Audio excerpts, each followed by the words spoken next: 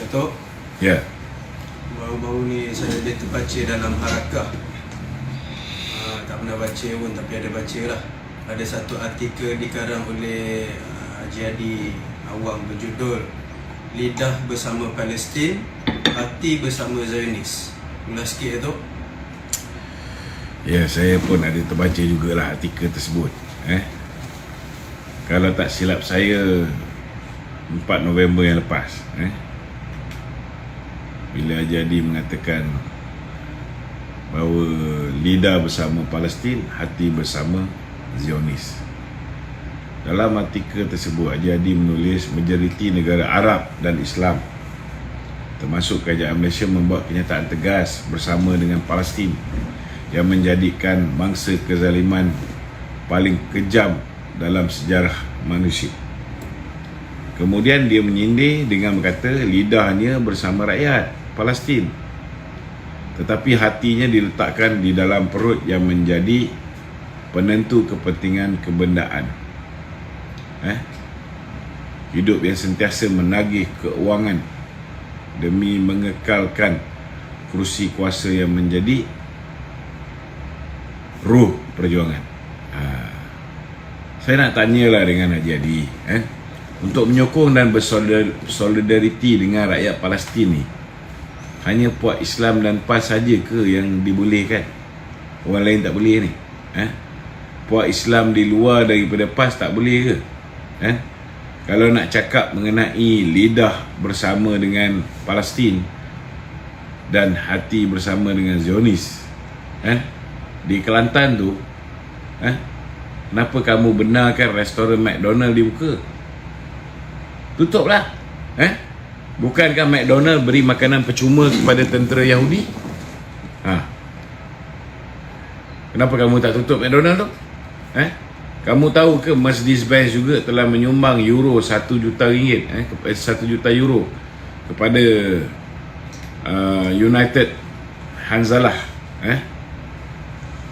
untuk misi kemanusiaan untuk warga Israel. Jangan lupa tu. Adakah dengan sumbangan ini hati pemimpin PAS di Kelantan juga bersama dengan Zionis? Sebab kenderaan rasmi kerajaan PAS Kelantan di sana adalah Mercedes-Benz. Kalau tak silap saya, ada 14 buah. Hina sangat ke kenderaan lain selain daripada Mercedes-Benz ni? Masa kamu berada di dalam kerajaan dan jadi duta besar Timur Tengah, bertaraf menteri, kamu tak pula lantang mengkritik Israel. Tapi bila Perdana Menteri ataupun kerajaan Malaysia yang lantang kritik Israel, kamu petikaikan pula, buat perumpamaan macam-macam. Jadi sepanjang kamu jadi pemimpin PAS ni, dan menjadi duta Timur Tengah, bertaraf menteri, berapa kali sebenarnya kamu pergi menziarahi Palestin ni? Cuba beritahu. Berapa kali kamu pergi menziarahi Iran? Kenapa Iran lebih banyak daripada Palestin? Itu pun kita nak tahu. Jadi hari ini kerajaan Malaysia lebih berani dari negara Islam lain, dan dari kerajaan PN dulu, di mana telah menyelidik kerajaan PN dulu telah menyediakan satu draft resolusi Perhimpunan Agung Pertubuhan Bangsa-Bangsa Bersatu yang antara lain mencadangkan agar Israel disingkirkan sebagai anggota pertubuhan tu. Jadi sekiranya berlaku pelanggaran undang-undang ataupun hukum dan keputusan membabitkan isu Palestin ni, sepatutnya ianya boleh dibangkitkan. Jadi tak perlulah kamu nak bersandiwara. Jadi berdakwalah secara jujur. Patuhilah apa yang diterapkan dalam sunnah Nabi Muhammad SAW. Sedarlah sejak adanya amanat Haji Adi dulu negara kita dah melalui bermacam-macam situasi di kalangan umat Islam. Solat asing, jika berlainan parti, kafir mengkafir, sesama pengikut Islam, menjatuhkan hukum mengikut selera politik dan bermacam-macam lagi perkara yang berlaku zaman diorang ni, tuan-tuan. Kesimpulannya, ketepikan hasrat, dengki dan mencari kesalahan.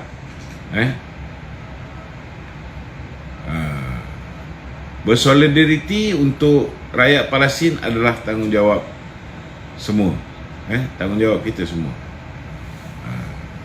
Pulanglah, cara masing-masing mungkin berbeza, tapi ianya semuanya tanggungjawab kita. Okey, ada lagi soalan? Datuk mungkin terlepas pandang berkaitan dengan kenyataan Latifah Koya. Latifah Koya ni aku tak lepas pandang, cuma malas nak cakap. Boleh sedikit sebab dia ada kata dia telah membuat reformasi selama 9 bulan dalam SPRM. Jadi apa pandangan Datuk reformasi yang dibuat oleh beliau, yang dibanggakan sendiri oleh beliau? Latifah Koya kata dia membuat reformasi selama 9 bulan ketika berada di dalam Ketua Pesuruhjaya SPRM sendiri tidak mengikut peraturan sedia ada, di mana pelantikan sebagai Ketua Pengarah SPRM ataupun Ketua Pesuruhjaya SPRM memintas jawatan kuasa pilihan khas Parlimen mengenai pelantikan awam. Tak melalui pun. Latifah juga telah cipta sejarah dunia di mana orang politik dilantik jadi Ketua Pengarah SPRM. Kalau dia ni setidak-tidaknya ada prinsip perjuangan, kalau dia ni setidak-tidaknya ada otak dan berakal, dia tidak akan benarkan diri dia sebagai ahli majlis pimpinan tertinggi PKR pada ketika itu. Dia tak sepatutnya membenarkan orang tua puaka nama Mahathir ni melantik dia menjadi Ketua Pesuruhjaya SPRM. Ini orang yang ditugaskan untuk jaga Badan Penguat Kuasa Anti Rasuah.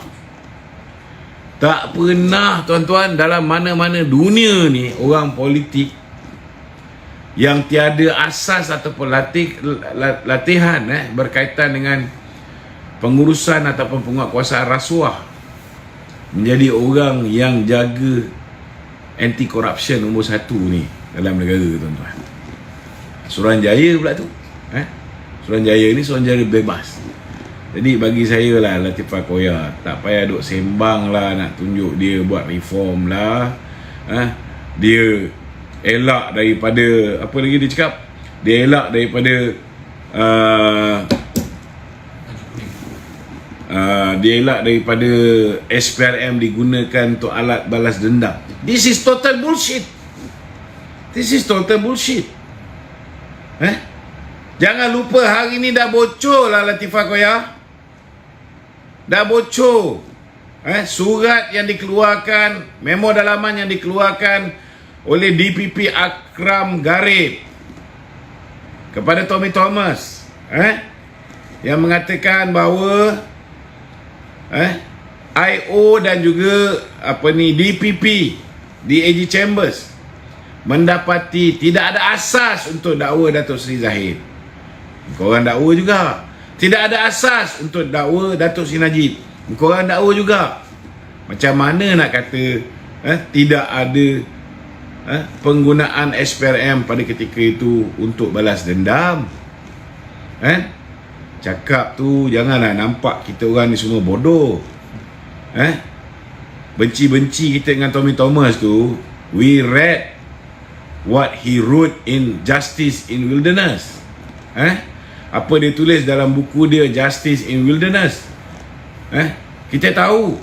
Dan kita juga baca apa yang telah ditulis oleh pasukan petugas khas yang mengatakan bahawa Tommy Thomas telah melanggar 17 kesalahan. Boleh didakwa di bawah Akta Suruhanjaya Pencegahan Rasuah, boleh didakwa di bawah Akta Hasutan. Dia dah langgar macam-macam kesalahan. Dan jelas sekali Tommy Thomas menulis dalam buku dia bagaimana Campur tangan politik berlaku dalam kes Datuk Seri Najib. Campur tangan politik berlaku dalam kes Datuk Seri Zahid. Tuan-tuan, Tommy Thomas sendiri mengaku dia pergi jumpa dengan Mahathir, Peguam Negara. Orang yang patut jaga Peguam Negara ni, orang yang patut jaga undang-undang kita ni, tuan-tuan, dia mengaku pergi jumpa dengan Tun Mahathir nak bincang, nak dakwa Datuk Najib. Cuba tuan-tuan bayangkan, tak kegila Latifah Koya ni. Dia kata tidak ada politik balas dendam. Use your bloody brain before you say anything. Cuba bayangkan, sepatutnya ada separation of power. Peguam negara ni apa pasal pula dia nak kena pergi jumpa Perdana Menteri? Ini. Jadi tak payahlah nak sembang panjang pasal Latifah Koya ni. Bagi saya lah, ini manusia yang tidak ada prinsip. Kalau dia ada prinsip, dia sepatutnya ikut hakim-hakim yang bermaruah. Bila ada hakim-hakim yang mana dia merasakan bahawa dia ada apa yang dipanggil sebagai conflict of interest, dia akan tarik diri daripada menjadi hakim.